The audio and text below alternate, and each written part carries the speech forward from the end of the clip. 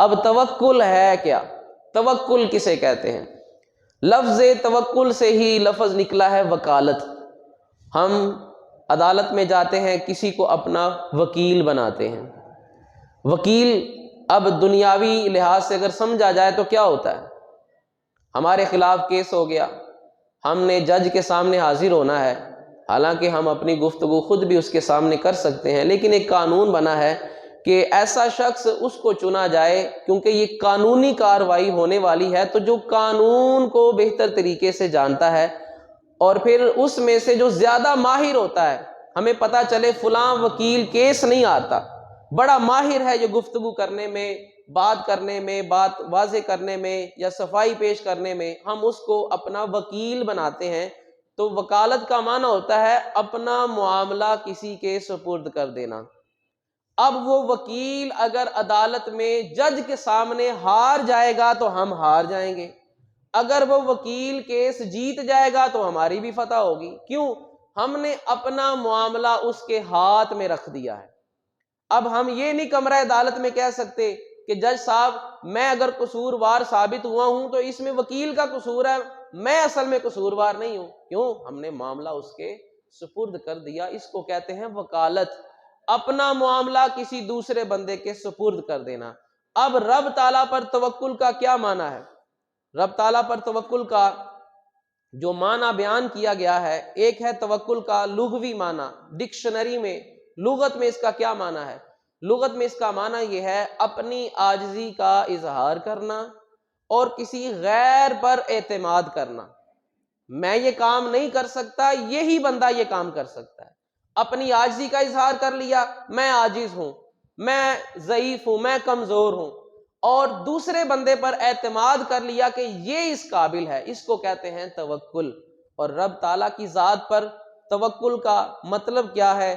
وَالثِّقَةُ بِمَا عِندَ اللَّهِ، کہ رب کے ہاں جو بھی ہے، اپنے رب کے ساتھ بندے کا تعلق اس قدر مضبوط ہو جائے، اس پر اس قدر بھروسہ ہو جائے، وَلْيَأْسُ عَمَّا فِي أَيْدِي النَّاسِ، اور لوگوں سے بندہ بالکل نا امید ہو جائے۔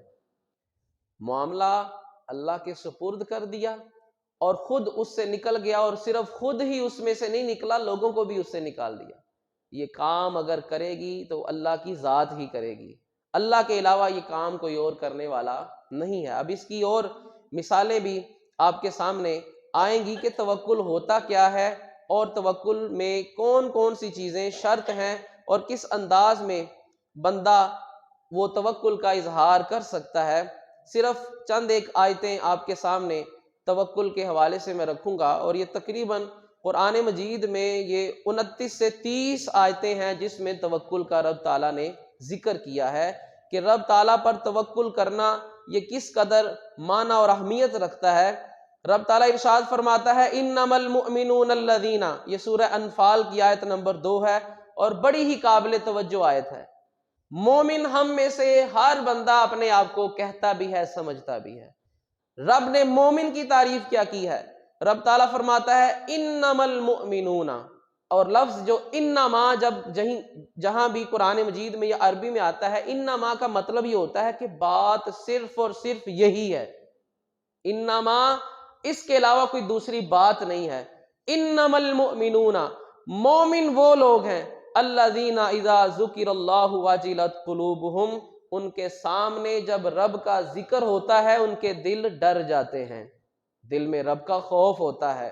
اب یہ ہم نے خود میں دیکھنا ہے، اللہ کا نام سن کر، رب کا ذکر سن کر، اس کا حکم سن کر آیا دل کانپتے ہیں یا بے فکر سے ہو جاتے ہیں؟ ہمارے سامنے اذان ہوتی ہے، آیا ہمارے اندر نماز کے لیے جذبہ پیدا ہوتا ہے، ہمت پیدا ہوتی ہے یا سستی پڑ جاتی ہے؟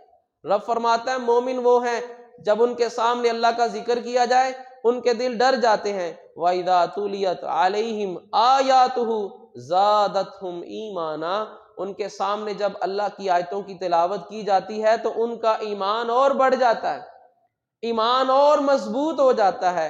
وَعَلَىٰ رَبِّهِمْ يَتَوَكَّلُونَ، اور ان کی ایک صفت یہ بھی ہے، بھروسہ اگر کرتے ہیں فقط اپنے رب کی ذات پر کرتے ہیں۔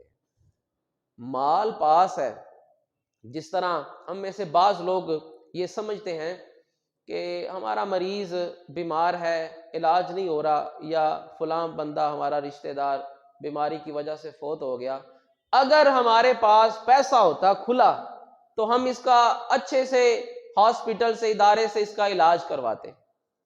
پیسے کی وجہ سے ہمارا مریض چلا گیا، اب یہ کس پر بھروسہ ہے؟ یہ پیسے پر بھروسہ ہے۔ بچانے والی ذات، شفا دینے والی ذات اللہ کی ہے، نہ پیسہ ہے نہ ڈاکٹر ہے۔ لیکن مطلب یہ نہیں ہے کہ پیسہ استعمال کر کے ڈاکٹر کے پاس نہیں جانا، اس کے پاس جانا ہے، علاج کروانا ہے، لیکن شفا دینی ہے تو صرف اللہ کی ذات نے شفا دینی ہے۔ تو رب تعالیٰ نے قرآن مجید میں ارشاد فرمایا کہ مومنین کی صفات یہ ہے، وہ اپنے رب پر توکل کرتے ہیں۔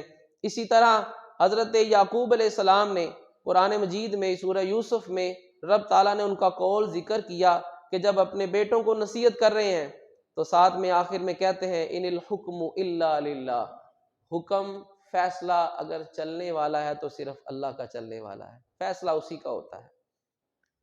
علیہ توکلت، میرا بھروسہ اپنے رب کی ذات پر ہے، وعلیہ فلیتوکل المتوکلون، چاہیے کہ بھروسہ کرنے والے لوگ اگر بھروسہ کرنا ہی ہے تو صرف اللہ کی ذات پر بھروسہ ہونا چاہیے۔